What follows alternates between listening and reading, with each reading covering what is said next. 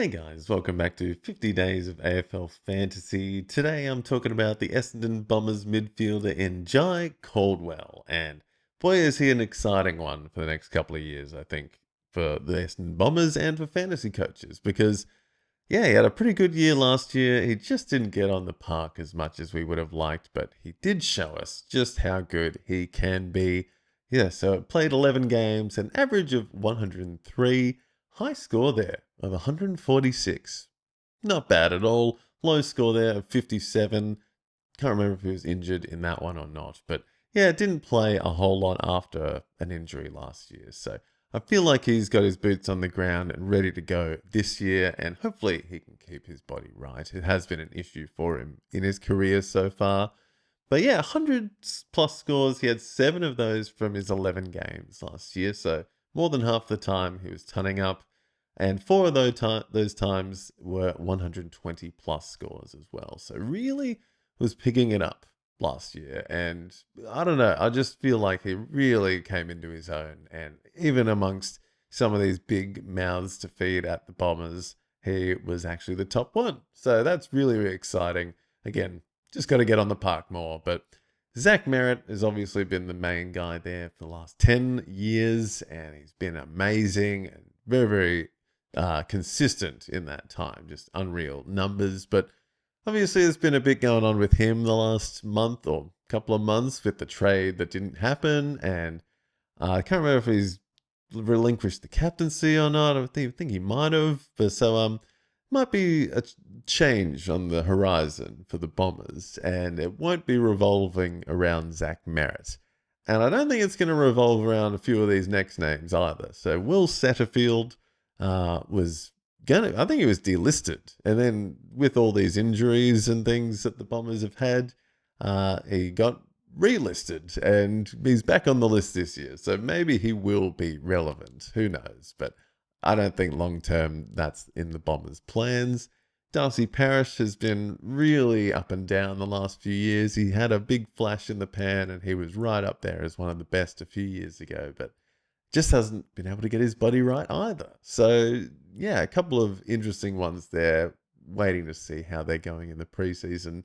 Braden Fiorini is another one that, with a different story, coming from the Suns and being starved for opportunity there, and showing pig tendencies, though, there as well. Being able to hit the high numbers is something that he is quite known for, but just hasn't been able to get on the park and get the role. So maybe this is his time to shine as well.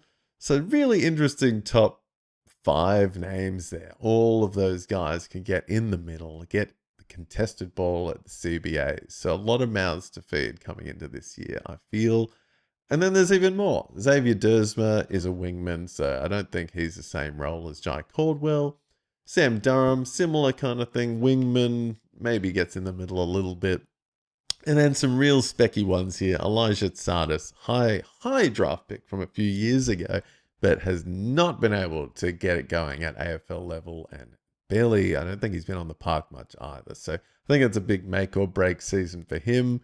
Saad El Hawley, I really, really like. I feel like he's going to do well this year, and I reckon he will be a defensive run and carry midfielder slash wingman, though, hoping he picks up that defensive status. So again, I don't think he's going to be in the CBAs, not going to be impeding Jye Caldwell, but the next couple might.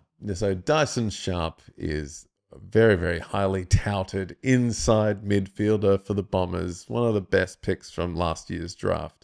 And people think he's going to hit the ground running and potentially the best rookie from this year's crop. So that's a really exciting one for the Bombers for the next 10, 15 years. If they can keep hold of him, he's going to be an absolute stud. So first year for him, I'm thinking he will be up and getting some CBAs early. And who knows, I reckon he'll probably average well and take a few numbers off some of these guys like maybe Setterfield and Parish by the end of this season for sure. So Dyson Sharp, look out for him.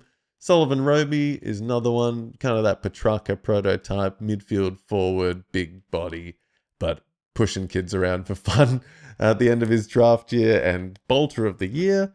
And Jacob Farrow there, defensive-minded midfielder from this year's draft.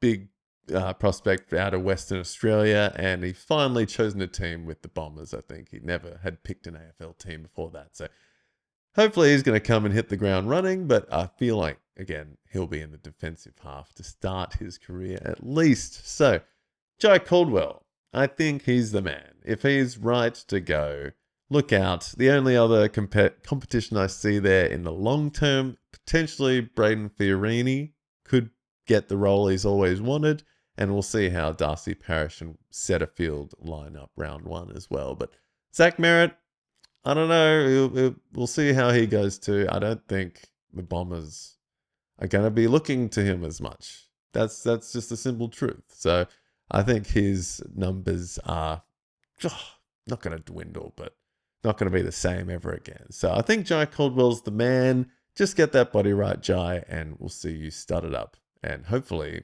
get over 106 average if he plays all the games. Fingers crossed.